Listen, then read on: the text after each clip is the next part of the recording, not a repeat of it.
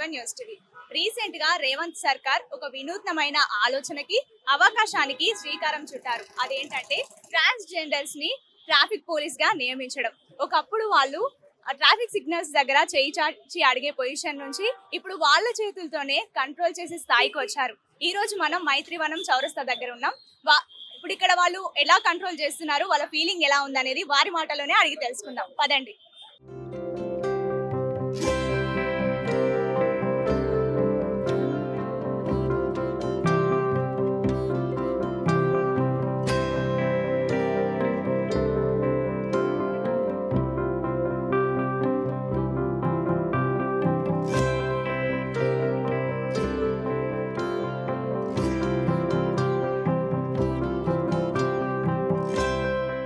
నమస్తే అండి. నమస్తే మేడం. బాగున్నారా?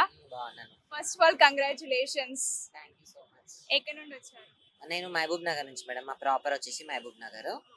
సో ఇక్కడ నేను మా కమ్యూనిటీలోకి మారి ఒక 6 years అవుతుంది మేడం.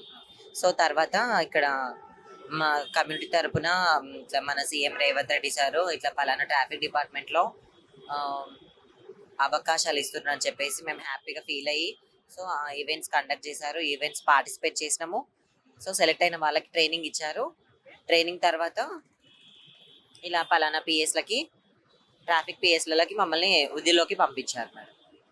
ఇంతకుముందు ఏం చేసేవారు మీరు? ఇంతకుముందు మా కమిటీలోకి వచ్చిన తర్వాత మాకు ఏ సంస్థలలో ఉద్యోగాలు ఇవ్వరు కాబట్టి ఎక్కడైనా సిగ్నల్స్ దగ్గర కలెక్షన్ చేయడము, ఓపెనింగ్స్ దగ్గర కలెక్షన్ చేయడము, షాప్కి వెళ్ళి కలెక్షన్ చేయడం ఇవే ఉండే మేడం.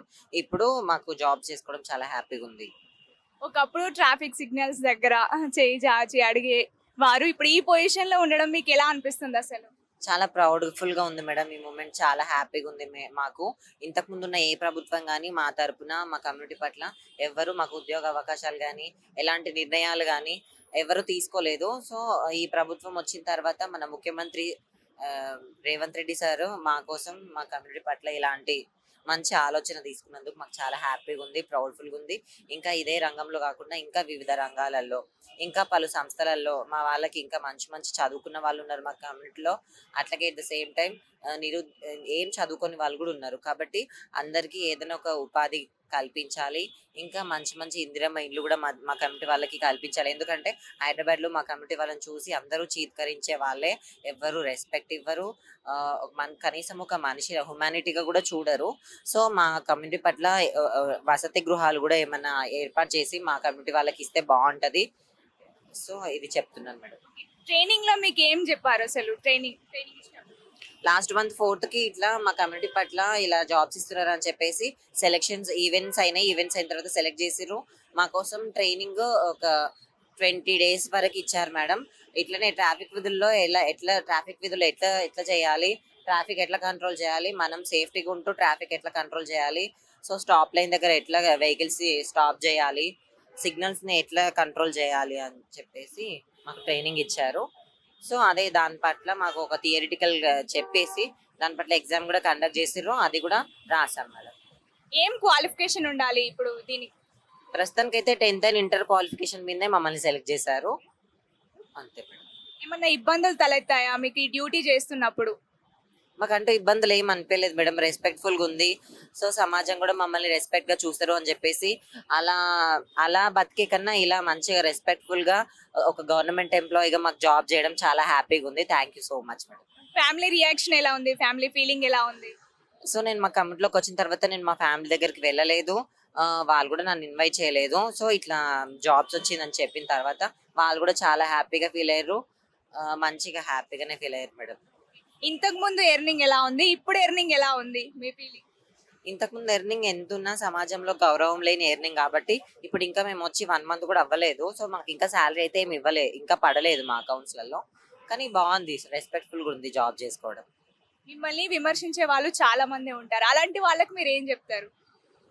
ఇప్పుడు ఏంటంటే సమాజంలో మాకంటూ ఉద్యోగాలు ఒక్కొక్క సంస్థలో ఉద్యోగాలు కల్పిస్తున్నారు కాబట్టి ఇక పైన విమర్శించే వాళ్ళకి సో మేమేంటో మేము ప్రూవ్ చేసుకోవడానికి ఇది ఒక ఫస్ట్ మెట్టు కాబట్టి మేము ప్రూవ్ చేసుకొని అందరితో సమానంగా మేము కూడా ఉద్యోగాలు చేస్తాము.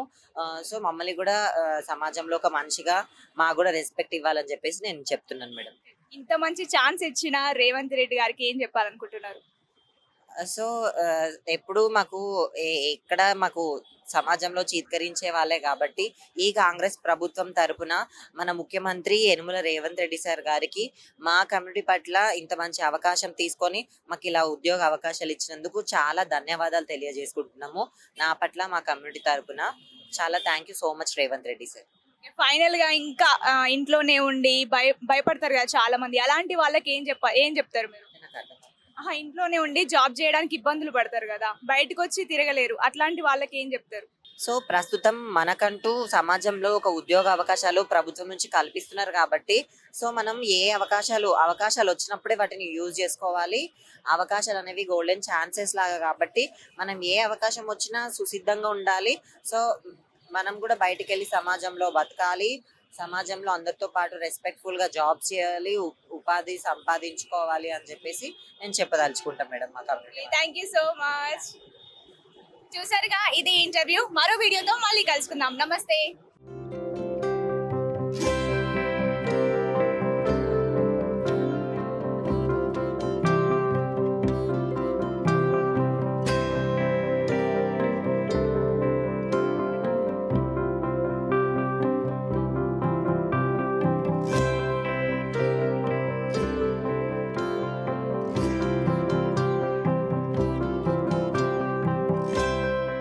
నమస్తే అండి, బాగున్నారా? నమస్తే మేడం, బాగున్నాం.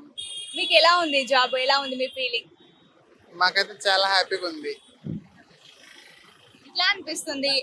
అందరూ వింటున్నారా మీ మాట? వింటున్నారు అందరు వింటున్నారు, బాగానే ఉంది. వేరే స్థాయి నుంచి ఇప్పుడు ఈ స్థాయికి రావడం ఎట్లా అనిపిస్తుంది మీకు?